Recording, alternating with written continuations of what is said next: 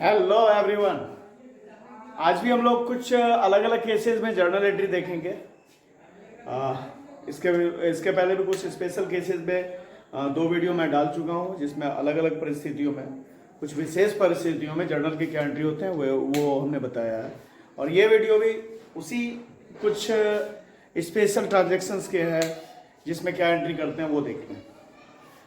तो सवाल मैंने पहले लिख कर रख दिया है। फॉर्मेट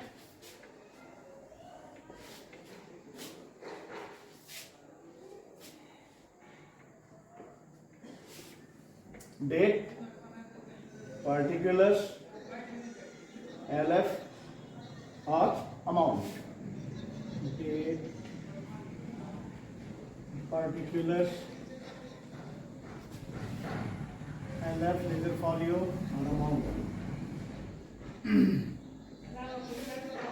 डेबिट क्रेडिट, दो कॉलम अमाउंट के। तो शुरू करते हैं।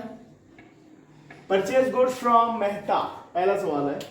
Purchase goods from Mehta ₹20,000, he paid freight on our behalf ₹1,000। क्या गुड्स हमने खरीदा है मेहता से 20,000 रुपए का, और उस पर मेरे तरफ से उसने जो किराया लगेगा माल को हमारे यहाँ पहुंचाने में वो चुका दिया है। तो इसके लिए क्या एंट्री करेंगे? खरीदने का एंट्री तो आपको पता है, और इसलिए कि नाम है तो उधार में, क्रेडिट में परचेज हो रहा है। तो पहला का एंट्री क्या होगा? परचेजेज अकाउंट डेबिट, गुड्स जितने का खरीदा हमने, कितने का खरीदा है? 20,000 रुपए का। Freight account debit,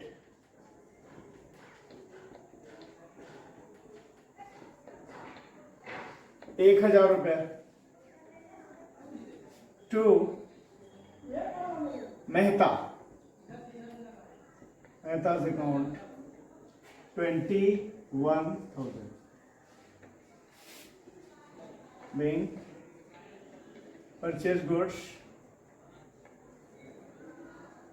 from Mehta, he paid freight on our behalf। ठीक है। क्या है कि गुड्स हमने खरीदा 20,000 का, तो उसका तो पैसा देना ही है हमें, और फ्रेट भी हमारी तरफ से, हमारा जो माल हमारे यहाँ पहुंचने में जो लगेगा उसे, उसका ढुलाई का खर्चा, किराया जो लगेगा वो भी मेहता ही दे रहा है। तो गुड्स का तो है क्या कि मेहता को हमने 21,000 रुपए से क्रेडिट किया, क्योंकि उसे हमें 20,000 नहीं 1,000 रुपए किराए के मिलाकर 21,000 रुपए उसे देने हैं, और उधार में खरीदारी है तो पार्टी को क्रेडिट किया। ठीक। अगला है sold goods to Mittal ₹30,000 and paid freight thereon. हमने मित्तल को माल बेचा है, नाम है तो उधार में बेचा है 30,000 रुपए का, और उस पर जो किराया लगा उसे ले जाने में मित्तल के यहाँ, वो भी हम ही ने पे किया है। तो इसके लिए अब क्या एंट्री करेंगे? तो मित्तल से अकाउंट डेबिट,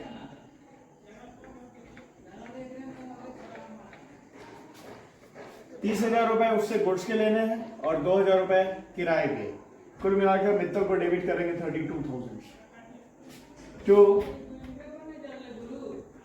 सेल्स अकाउंट, जितने का गुड्स बेचा 30,000 रुपए का, और टू कैश अकाउंट जो हमने किराए के रूप में पैसा दिया, कितने? 2,000। तो इस तरह से 32,000 being sold goods to Mittal and freight paid thereon। ये हो गया। अगला क्या? Received an order from Raj traders for supply of goods. उसे गुड्स का सप्लाई, हमें गुड्स सप्लाई करना है, इसके लिए राज ट्रेडर्स ने हमें ऑर्डर किया है। तो इसके लिए क्या एंट्री होगा? तो आपको बताया मैंने कि जर्नल एंट्री उसी का होता है जो ट्रांजैक्शन हो गया है। जिस ट्रांजैक्शन को फ्यूचर में होना है, बाद में होना है, उसके लिए कोई जर्नल एंट्री नहीं होती है। तो यहाँ पे ऑर्डर मिला है हमें माल सप्लाई करने का, तो अभी ऑर्डर मिला है, ट्रांजैक्शन हुआ नहीं है, लेन देन हुआ नहीं है, तो इसकी एंट्री नहीं होगी। क्या होगा? नो एंट्री, कोई एंट्री नहीं करेंगे इसके लिए, नो एंट्री। ठीक है, इसके लिए कोई एंट्री नहीं किया जाएगा। जब तक लेन देन हो ना जाए, ट्रांजैक्शन हो ना जाए, तब तक जर्नल एंट्री नहीं किया जाता है। ट्रांजैक्शन हो जाने के बाद ही जर्नल एंट्री किया जाता है। अगला है received an order from Vinod ₹20,000 for supply of goods. यहाँ भी वही केस है, वहां राज ट्रेडर्स से ऑर्डर मिला था, यहाँ विनोद से ऑर्डर मिला 20,000 रुपए के गुड्स का सप्लाई करने का, and received cash 5,000 as advance. तो ऑर्डर का तो एंट्री नहीं करना है, नहीं करेंगे, पर जो एडवांस उससे मिला है रुपया हमें, इसके लिए एंट्री करेंगे। कैश अकाउंट डेबिट, जो रुपया मिला, कितना मिला है तो 5,000 टू, इससे मिला विनोद से, विनोद से account 5,000 mean cash received as advance. Order का तो एंट्री नहीं होना है, आपको मैंने बता दिया। किसी भी तरह का ऑर्डर मिला हमें या हमने किसी को ऑर्डर दिया, उसके लिए कोई एंट्री नहीं होना है। जब लेन देन हो जाए, हमने बेच दिया या हमने खरीद लिया, तो फिर एंट्री होगा। तो और आगे देखते हैं। Purchase furniture from furniture mart ₹14,000। यहां पे हम फर्नीचर खरीद रहे हैं फर्नीचर मार्ट से। तो एक तो यहां पे उधार में खरीदारी है, क्योंकि यहां पे जिससे खरीद रहे हैं उसका नाम दिया हुआ है और फॉर कैश नहीं लिखा हुआ है, तो उधार में खरीदारी हो रही है।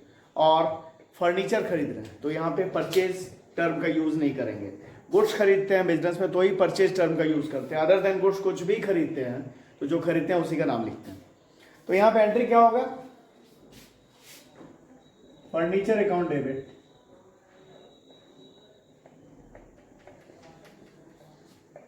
कितना 14,000 टू फर्नीचर मार्ट। कौन है बेचने वाला, कौन है, कौन हमें बेच रहा है उधार में, फर्नीचर मार्ट दुकान का नाम है। 14,000 जिसका नाम रहेगा, जो बेचने वाला हमें उधार में, अगर उधार खरीद रहे हैं तो उस पार्टी का नाम लिखते हैं, या दुकान है या ऑर्गेनाइजेशन है या कोई पर्सनल अकाउंट कोई भी है, तो जो हमें बेच रहा है उसका नाम क्रेडिट में लिखना है। ठीक है, तो being goods purchased,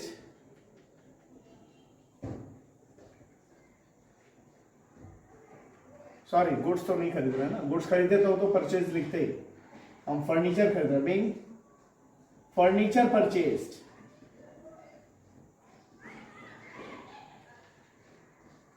from furniture mart, ये हो गया। दूसरा, purchase furniture for cash, cash में खरीद रहे हैं, नगद खरीद रहे हैं।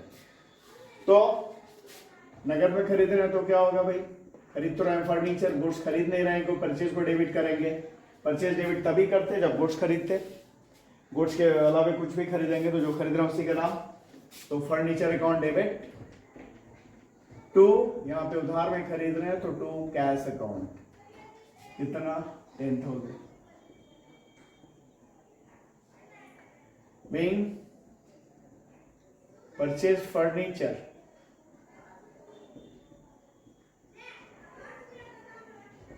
ठीक है, ये हो गया। अब अगला, sold a typewriter ₹4,000 to Mohan, Mohan को बेच रहा है, मतलब उधार ही है। और क्या बेच रहा है, टाइपराइटर। तो यहां भी वही बात है, जिस तरह परचेज तभी डेबिट करते हैं जब गुड्स खरीदते हैं, अदर देन गुड्स कुछ भी खरीदते हैं तो परचेज नहीं डेबिट करते हैं, जो खरीद रहे हैं उसी का नाम लिखते हैं। उसी तरह गुड्स बेचते हैं तभी सेल्स लिखते हैं, अदर देन गुड्स कुछ दूसरा कोई भी चीज बेचेंगे तो उसी का नाम लिखेंगे जिसे बेच रहे हैं। उधार में बेच रहे हैं तो पहले तो पार्टी को डेबिट करेंगे, किसे बेचा हमने, मोहन को, तो मोहन से account debit to sales account 4,000 being, sorry sales नहीं, क्या लिखेंगे, टाइपराइटर्स अकाउंट, टाइपराइटर बेचा हमने उसे।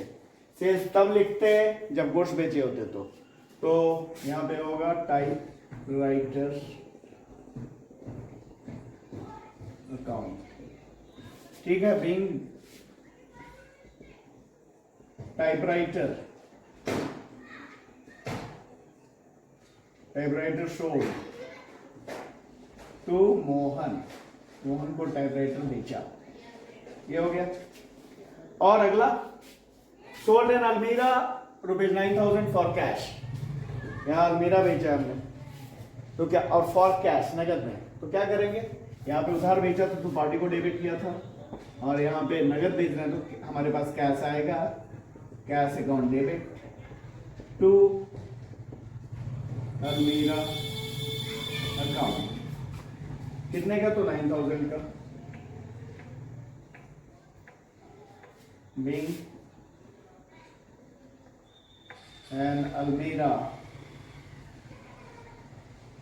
सोल्ड फॉर कैश, ये हुआ।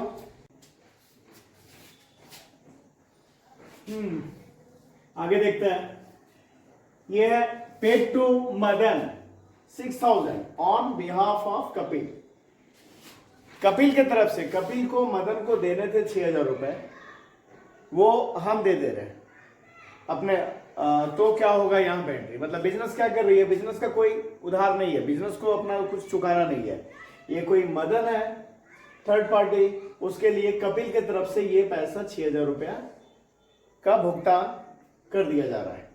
तो अल्टीमेटली क्या है, ये जो पैसा 6,000 है जो मदन को दिया गया कपिल के तरफ से, वो पैसा बिजनेस फिर किससे लेगी, तो कपिल से लेगी।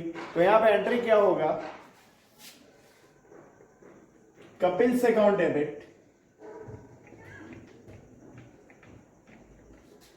टू कैश अकाउंट, कितना 6,000,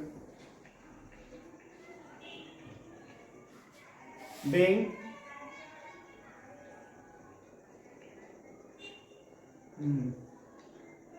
paid to Madan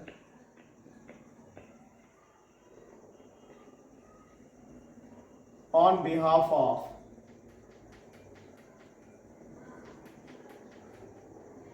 कपिल। क्यों, तो यहां पे क्या किया गया, जिसके लिए, जिसके तरफ से वो पैसा पे किया गया बिजनेस के द्वारा, उसे डेबिट कर दिया गया, क्योंकि उससे बाद में वो पैसा वो बिजनेस वापस लेंगे, इसलिए यहां पे कपिल को डेबिट किया गया।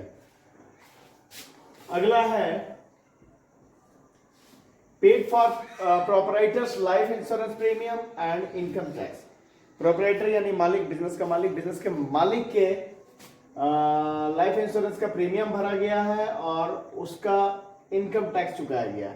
ये दोनों मालिक का पर्सनल खर्च।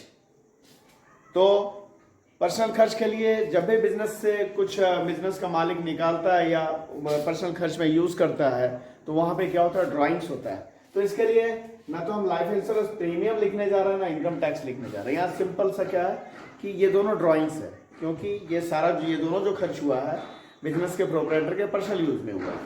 तो यहाँ पे क्या एंट्री होगा, drawings account debit to cash account. Business से कैश निकला कितना, 5,000, being paid for LIP life insurance premium, LIP and income tax of proprietor।